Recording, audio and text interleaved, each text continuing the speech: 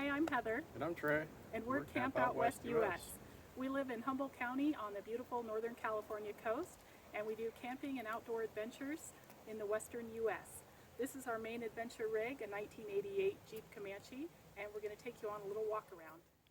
We have a rugged ridge hood vent to keep the engine compartment cool, and Trey made this branch deflector up on top to keep from piercing the rooftop tent cover. Smitty built rooftop tent. We used a universal ladder rack from Amazon.com. We had to cut it down to modify slightly. We wanted the profile of the rooftop tent to not be so high.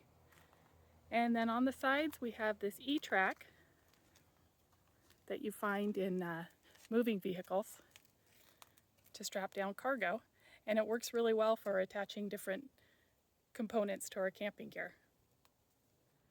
We have an Overland Vehicle Systems awning that we attach to our rooftop tent that comes out the back. This is a nice small size. It fits the Comanche perfect. And having it attached to the rooftop tent allows us to remove both of them at the same time when we want to put it on another vehicle, like we had to do recently.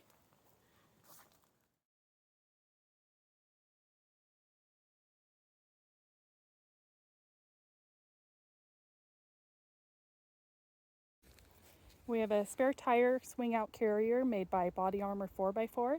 Trey found it online. It's meant for a Toyota Tacoma, but it fits the Comanche perfect, and it freed up a lot of space in the back of the truck where we used to carry the spare tire. And we also found a table that mounts to this system, so it really increases our kitchen area.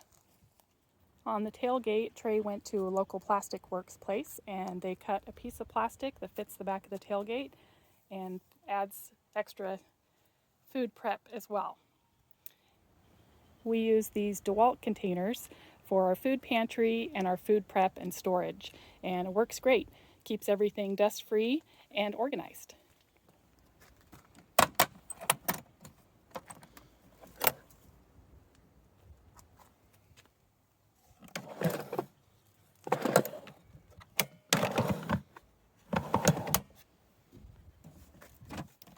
This is our Dometic refrigerator, and it runs on an auxiliary battery with an isolator. The battery sits in the back of the truck here. And we made this slide out of some Amazon slides and a road sign and some spare aluminum siding pieces that we had. Our water storage is a 5-gallon Army surplus water container, and it fit perfectly with this Amazon pump. With the press of a button, you have water, and it's USB rechargeable. We've got a charger right here, centrally located in the bed. That's also where we plug in our refrigerator. Our Erack on the back contains different things. We have some Rotopacks that we got from rotopack.com, but they were blems, so they were much less expensive.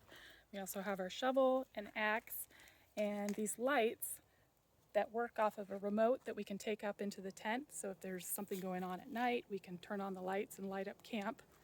That's pretty handy. And also our recovery boards here on the other side, which so far we've only used for leveling the truck to sleep. The toolbox in the back carries quite a few parts and tools. Being an 88, it's got standard and metric, so there's quite a lot of tools in there. Fluids, Coleman stove, chairs, recovery gear, and anything else I can stuff in here. We have tweeters in these mounts from Napier Precision, the same company that made the Fender flares. We have this made by Nick Risley. It gives you diagnostic and computer information, and it works on Jeeps from 87 to 90, which is really nice because they don't have a check engine light or anything. It's hard to tell with the lighting, but we're limited on space in the Comanche, and Trey found this little carrier back here that has different pockets for things, just mounted to the back of the truck cab, and we can store quite a bit of things back here. Under the hood's a stock 4-liter 6-cylinder. Tried to go through and replace pretty much any of the failure-prone items or just items that were getting old because it's over 30 years old. It's got a Spectra cowl intake. Adds some noise, but does help with water and dust a little bit. There's a battery isolator that goes to the bed mounted battery, and it actually allows us to also start the truck from the bed mounted battery if the main battery goes dead. We run Milestar Patagonia MTs on a 15 by 8 steel wheel, and these tires have been really good. We've had them off-road quite a bit and they've performed really well.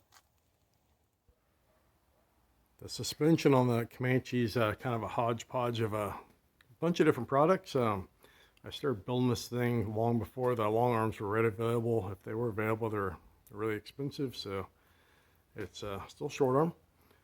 I think the coil springs in the front are Rubicon Express 4.5 with a 1-inch spacer, Fox Adventure Series shocks.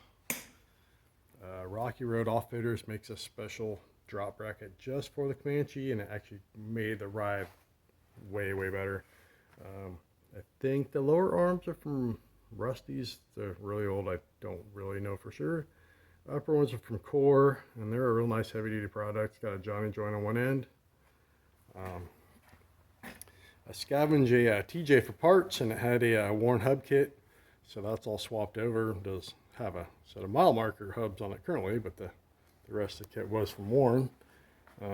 Same TJ gave up the diff guard and the Poison Spider updated steering there. The drag link's a Grand Cherokee one. It's a little heavier duty. Fox stabilizer just went on there.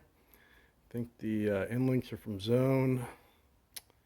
The Core track bar, it's a double shear mount, and it's a super heavy duty piece. Pretty nice. I'm happy with it. The steering box is a Durango type one, fairly new. It came from Vital All Terrain, and then the bracket here and reinforcements C-Rock. And we'll move underneath. Moving underneath the Comanche, it's got a X15 out of a Cherokee. The Peugeot blew up a long time ago. Slip yoke eliminator kit from his advanced adapter on the NP231. A Adams drive shaft, and a Ford 8.8 Av Explorer rear disc brake, 373 limited slip. Gears, probably going to be one of the next upgrades we do. This is our Smitty-built rooftop tent, and we went with the Smitty-built because we found it on Facebook Marketplace, slightly used, and it was a really good deal. We've been really happy with it. The advantage of this tent is that you can fit a lot of things in it and still collapse it and keep everything inside.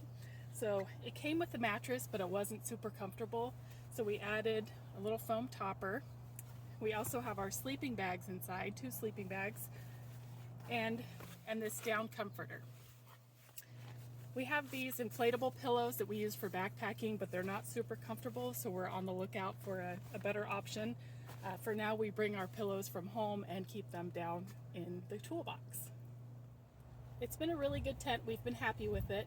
There's windows on all 4 sides, screened windows and ventilation windows on the top.